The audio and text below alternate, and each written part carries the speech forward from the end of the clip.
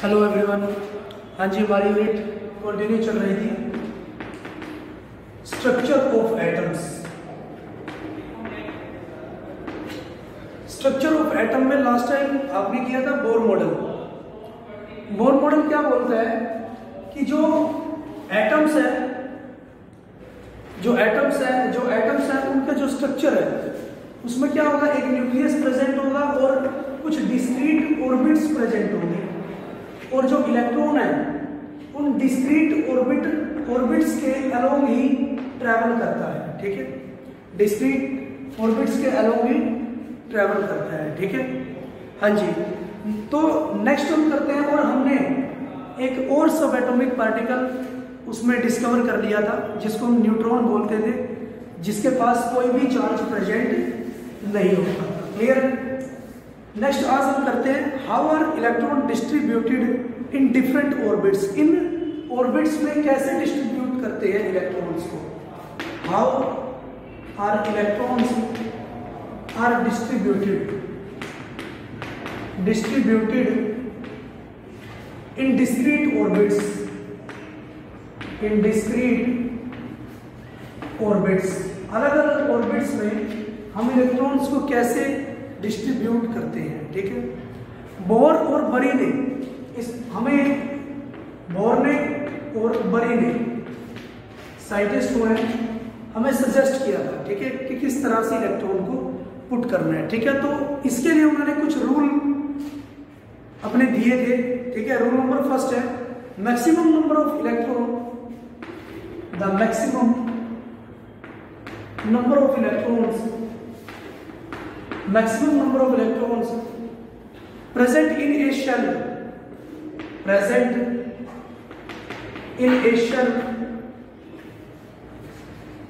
is given by the formula 2n square, is given by the formula 2n square। means हमें जो orbits में electron put करने हैं और मैक्सिमम नंबर ऑफ इलेक्ट्रॉन जो आएंगे वो इस फॉर्मूला के अकॉर्डिंग आएंगे। जैसे फर्स्ट ऑर्बिट में हमें इलेक्ट्रॉन पुट करने हैं। ठीक है, फर्स्ट ऑर्बिट मींस मैं लिख सकता हूं n इक्वल टू 1। तो मैक्सिमम इलेक्ट्रॉन फर्स्ट ऑर्बिट में आएंगे 2 × 1 का स्क्वायर मींस 2 इलेक्ट्रॉन आएंगे। ठीक है, अगर मैं देखता हूं सेकंड शेल में कितने इलेक्ट्रॉन आएंगे तो मैं लिख सकता हूं 2 × n की जगह लिख सकता हूं 2 का स्क्वायर, तो 2 × 4 8 इलेक्ट्रॉन इसमें आएंगे। ठीक है, थर्ड शेल में अगर हम देखते हैं 2 × 3 का स्क्वायर, तो 2 × 9 18 इलेक्ट्रॉन थर्ड शेल में प्रेजेंट होंगे। ठीक है, फोर्थ शेल की अगर हम बात करते हैं 2 × 4 का square, 2 × 16 32 electrons maximum fourth shell में प्रेजेंट हो सकते हैं। क्लियर? हाँ जी।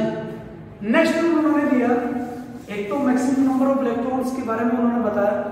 नेक्स्ट उसने बोला maximum number of electron that can be accommodate in the outer most orbit is 8। The maximum number of electron that can be accommodated in outermost shell is 8। ठीक है, किसी भी आउटर मोस्ट शेल में maximum 8 electron आ सकते हैं। ठीक है, outer most shell means बाहरी शेल में केवल 8 इलेक्ट्रॉन आ सकते हैं। क्लियर? हाँ जी। जैसे हम बात करते हैं एक एग्जांपल के थ्रू हम इसको समझते हैं। ठीक है, हाँ जी। हमारे पास होता है कैल्शियम का एटॉमिक नंबर होता है 20, या इसके पास 20 इलेक्ट्रॉन प्रेजेंट होते हैं। तो हम क्या करेंगे, 2 इलेक्ट्रॉन देते हैं फर्स्ट शेल में। ठीक है, सेकंड शेल में 8 इलेक्ट्रॉन मैक्सिमम आ सकते हैं। हाँ जी, तो नेक्स्ट हम दे देते हैं 8 इलेक्ट्रॉन। 8 इलेक्ट्रॉन सेकंड शेल में आ गए हमारे पास, ठीक है। बचे कितने 10 इलेक्ट्रॉन, 2 तो आ गए फर्स्ट शेल में, 8 आ गए सेकंड शेल में, ठीक है।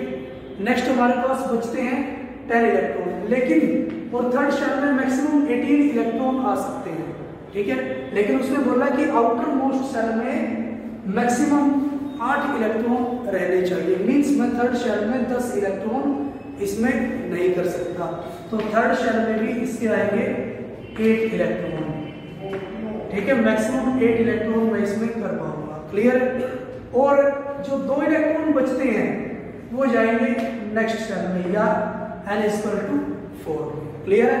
तो इसकी जो कॉन्फ़िगरेशन बनेगी, फर्स्ट शेल में 2 इलेक्ट्रॉन, सेकंड शेल में 8 इलेक्ट्रॉन, थर्ड शेल में भी 8 इलेक्ट्रॉन और फोर्थ शेल में 2 इलेक्ट्रॉन, ठीक है।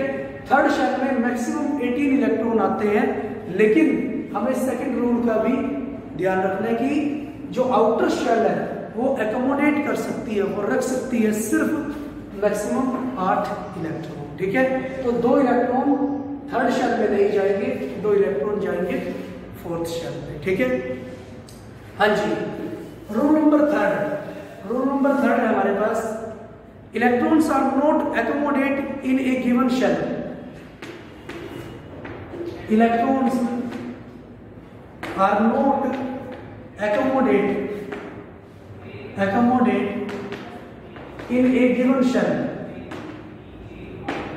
accommodate in a given shell unless the inner shell are filled, unless the inner shell are filled in a stepwise manner, in a stepwise manner, clear.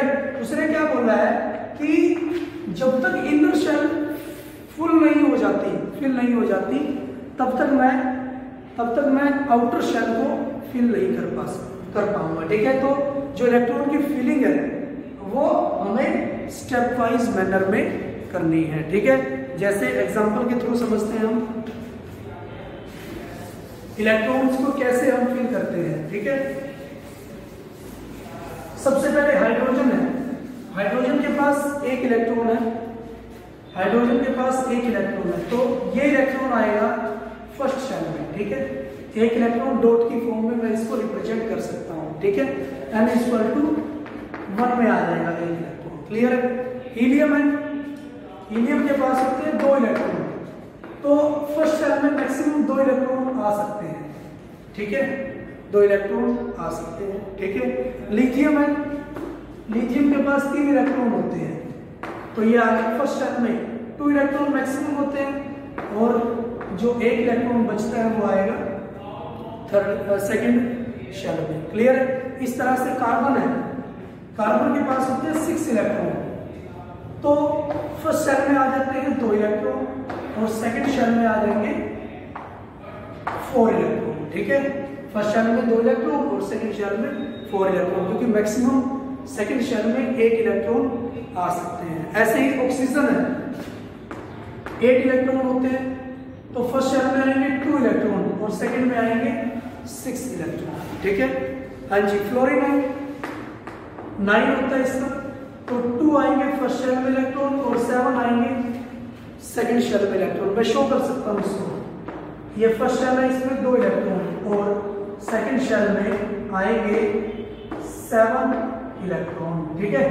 7 electron आएंगे second shell में, clear. ऐसे ही sodium 11 electron होता है, तो first में आएंगे 2 electron, second में maximum आते हैं 8 और थर्ड में आएंगे 1, ठीक है। तो इसको मैं शो कर सकता हूँ, इसके ऑर्बिट लेवल में शो कर सकता हूँ इस तरह से, ठीक है। 8 इलेक्ट्रॉन आ गए और थर्ड शेल में 1 इलेक्ट्रॉन प्रेजेंट होगा, क्लियर। इस तरह से हम इसकी जो ऑर्बिट्स है और ऑर्बिट्स में इलेक्ट्रॉन को किस तरह से पुट करते हैं, ठीक है, शो कर सकते हैं। तो आज के लिए इतना ही, थैंक यू फॉर